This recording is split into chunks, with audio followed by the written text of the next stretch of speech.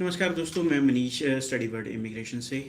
Students काफ़ी हमारे पास आते हैं जो कनाडा का लिए वीज़ा अप्लाई करना चाहते हैं, बट उनके जो पीटी का स्कोर है दैट इज़ बिलो 60। जैसे 57, 58, 59, कहीं की 50, 51। उनके सबके दिमाग में ये रहता है कि जैसे कि आर्ट्स और पीटी की अगर हम कंपैरिजन करें तो लाइक अगर 50 से लेकर 57 तक स्टूडेंट्स के हैं तो 6 बैंड्स होते हैं, और 58, 59 और 66.5 रहते हैं। तो ज़्यादा स्टूडेंट्स इस तरीके से ही अपने आप को एवेल्यूएट करते हैं, या फिर कई आर्ट्स पीटी सेंटर्स भी उनको इस तरीके से एवेल्यूएट करके देते हैं कि आपके 6 बैंड्स आ चुके हैं।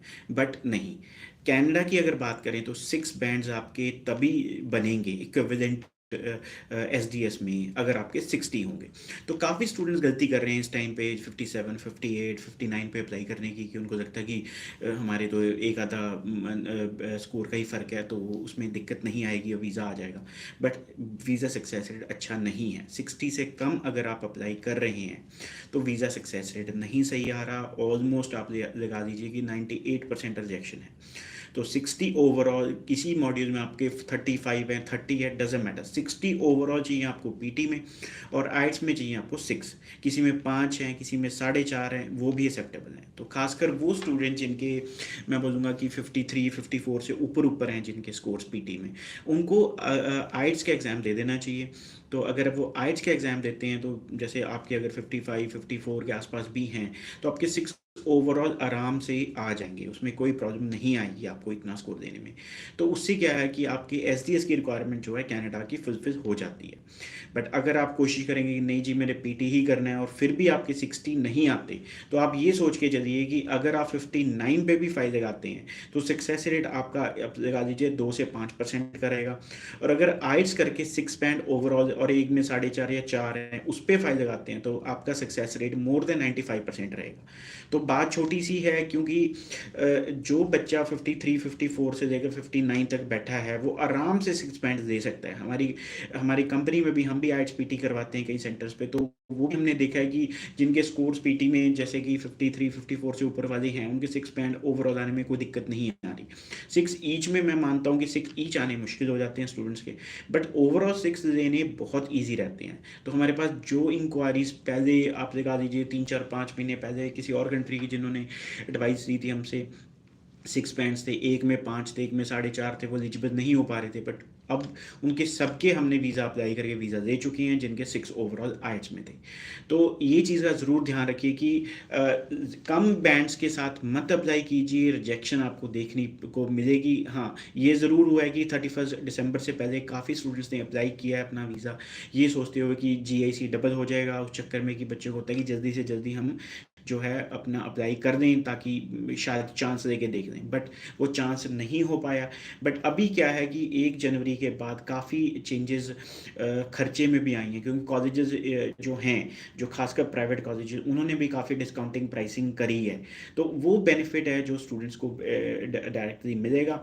जो अब 12.5 पौने 13 लाख के आसपास का जीएसी बन रहा है, उसके साथ आप अगर अगर फीस आफ्टर वीज़ा में या फिर कम खर्चे में भी अगर अप्लाई करना चाहते हैं तो ऑप्शन अवेलेबल हैं, जिसमें आपका बजट जो है 21-22 लाख की रेंज में कंप्लीट आपका काम हो सकता है, और इंक्लूडिंग जीआईसी। अगर आप वर्क परमिट वाला कॉलेज ढूंढ रहे हैं, और अगर आप प्राइवेट कॉलेज ढूंढ रहे हैं कि जिसमें कि आपको वर्क राइट्स नहीं मिलते जैसे आपको पता ही होगा, तो आप 18 लाख के आसपास का आप सोच सकते हैं कि इंक्लूडिंग जीआईसी आपका काम जो है कनाडा का हो सकता है। तो ये ऑप्शंस अवेलेबल हैं कम फीस की हमारे पास, प्राइवेट कॉलेजेस में भी और पब्लिक कॉलेजेस में भी। तो अगर आपका बजट नहीं है और जीआईसी अमाउंट आपको कहीं ना कहीं डेटर कर रहा है कि एक कोई महंगे कॉलेज में अप्लाई करने के लिए, या फिर कोई ऐसे कॉलेज में कि जिसमें पब्लिक कॉलेज है और जिसमें आप लोकेशन और लाइक जो आपको कोर्स चाहिए वो लेना चाहते हैं, लेकिन फ़ीस के चक्कर में नहीं दे पा रहे, तो ऑप्शंस अवेलेबल हैं, सस्ती भी अवेलेबल हैं। इसके अलावा एक चीज़ और आपको मैं बताना चाहूँगा कि जीआईसी जो अमाउंट है जैसे ही आप पहुँचेंगे कनाडा में, तो आपको $7,000 जो हैं जीआईसी के, वो दे दिए जाएंगे। तो पहुँचते सार दे दिए जाएंगे, तो पीछे कुछ ज़्यादा अमाउंट नहीं बनता, 13 के 4 बच जाता है जीआईसी। तो अगर आपका कहीं उधार दे के या किसी से मांग के पैसा, जैसे एक तरीके का कि एक बारी काम ख़त्म करना चाहते हैं कि चलो किसी तरीके से कनाडा पहुँचे, तो जो पैसा आपको जाते सार वहाँ मिलेगा, तो वो आप अपना रिटर्न करवा सकते हैं इंडिया में।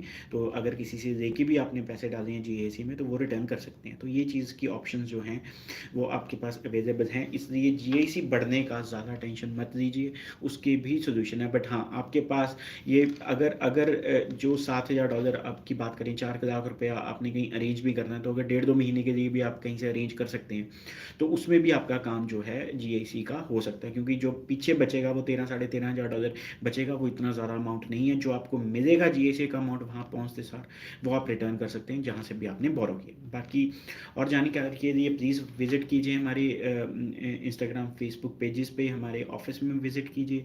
अगर अपनी फाइल डिस्कस करना चाहते हैं, तो प्लीज़ हमारे व्हाट्सएप पे अपने डॉक्यूमेंट्स भेजिए और अपनी फाइल डिस्कस कर सकते हैं। इसके अलावा +2 के बाद 5 से 6 साल तक के गैप के साथ हमारे वीज़ाज़ आए हैं रिसेंटली, और ग्रेजुएशन के बाद तो अराउंड 13 से 15 साल के गैप के बाद के हमने वीज़ाज़ लिए हैं, जो कि हमारे इंस्टाग्राम फेसबुक पेजेस पे हम रेगुलरली पोस्ट डालते रहते हैं बच्चों की फ़ोटोग्राफ्स के साथ। तो ये चीज़ का फ़ायदा आपको भी हो सकता है। अगर आपका केस कॉम्प्लिकेटेड है, गैप है या पहले से रिजेक्टेड है, तो प्लीज़ एक बारी ज़रूर हमें कॉन्टैक्ट कीजिए। हम आपको सोल्यूशन देंगे कि किस तरीके से स्ट्रॉन्ग फाइल को किस तरीके से लगा के आपका कनाडा का वीज़ा दिया जाए। Thank you.